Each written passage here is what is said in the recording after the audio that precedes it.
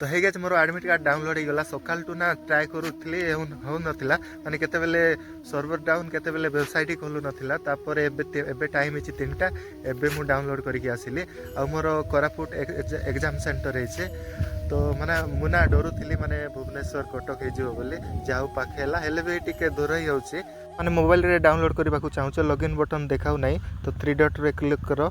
desktop site on करो login button देखाइबो आउ बहुत भाई मानक सहित एमती भी होइछे माने भुवनेश्वर देई नांती हेले भी तांकर भुवनेश्वर ही जाइछे तो एमती हो जाइछे टिके यार से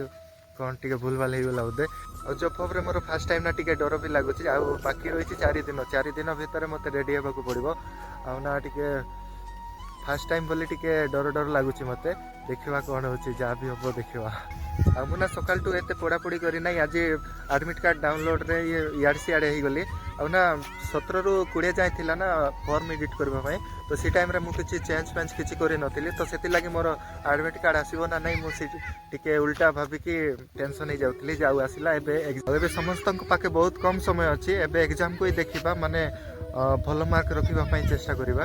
मुना नवरंगपुर रे ही जाऊ कहूली होगला कोरापुट रे जाऊ कोरापुट भी है ना ना कटक भुवनेश्वर जाता टिके हैरान हो जाते आना मत सकाले 5टा 6टार बाहर को पड़ो तेरे बोली मुझे 10टा सुधा कोरापुट रे पहुँची पारि